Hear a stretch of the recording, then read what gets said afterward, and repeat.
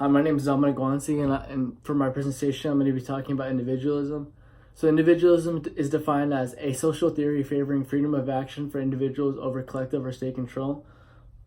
Now, I want to talk about how the basis of our government system it's embedded within it is embedded within the Declaration of Independence, and within that, it's embedded within the Judeo-Christian values. So, I'm going to read you an excerpt from the Declaration of Independence. So it says, "We hold these truths to be self-evident, that all men are created equal, that they are endowed by their Creator with certain unalienable rights, that among these are life, liberty, and the pursuit of happiness."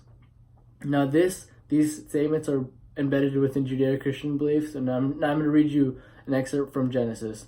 And in Genesis it states, "So God created mankind in his own image, in the image of God he created them. Male and female he made them." Genesis chapter 1 verse 27, New International Version.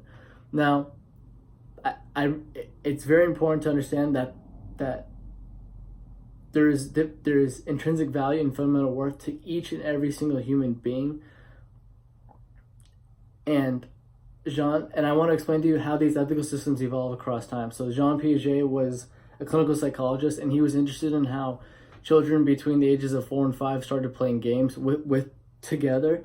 And so what he noticed that is there has to be rules or set of axioms in which the people within the group can orient themselves and orient their psyches. And what he noticed is that if you play it out into the world across time, the ethical systems will evolve. And so I'm going to talk about how the ethical systems evolve in America across time and how that affected our government. So one example of this was the Emancipation Proclamation of 1863 and the 13th Amendment. Obviously, when the Declaration of Independence was written, there was slavery, and some of the writers even have slaves. Across time, and one of the arguments for the abolishment of slavery was that every single human being has intrinsic value and fundamental worth. It may not be stated in that way, but it was one of the underlying reasons and rationales for the argument against it. Another thing that I want to talk about the individual is that if the individual is so divine, should they have the right to kill themselves? And I'm going to talk about that today.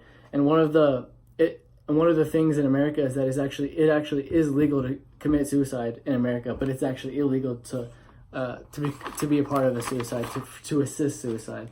And so the definition of assisted suicide is a second person providing the means through which the individual is able to voluntarily end their own life. So now, assisted suicide is legal in certain states, and those states are California, Oregon, Vermont, Washington, and Colorado.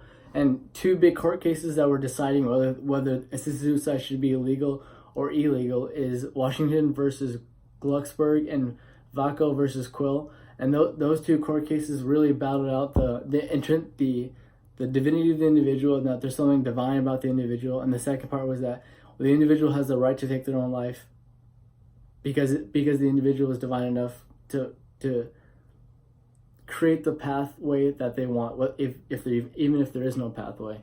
And others talk about and then they also and the idea that the individual has the responsibility for themselves is one that's still debated, and you can kind of see that played out with the 21st and 18th Amendment.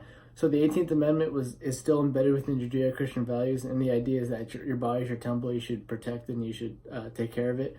But the 21st Amendment said, nope, we're going to repeal that. And what it did is that the distribution of liquor and the consumption of liquor became legal. And one of the arguments for it is that you're an individual and that you have to take responsibility for yourself.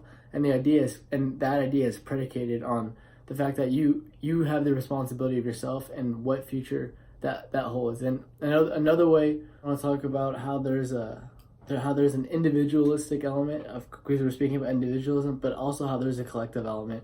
So the individual element is that you're an individual, but then the collective element is that you belong to a certain race or to a certain school, but most importantly for us, you're an American. And I also want to talk about how states or countries that are predicated on the idea that the collective identity is more important than the individualistic identity fall. And two examples of that, well, one, in the Cold War against the Soviet Union, the Soviet Union fell. It was kind of out of nowhere. But another example of that is Nazi Germany. And those are the two main states that are recent, at least, that are predicated that the collective identity is more important than individualistic identity. And one of the problems with collectivist thinking is that so there's a bunch of individuals and then there's a group. So there's the collective element, and then the collective element has a goal. What happens is that there's going to be a hierarchy within the collective element, and within the collective element, all the individuals who aren't at the top of the hierarchy and they're not high status, they end up suffering because they can't go up due to the lack of individualistic identity, and versus it's all about your collective identity. And states that are predicated on that collapse. So that's why I think individualism is better than collectivism. Thank you guys for listening. Appreciate it.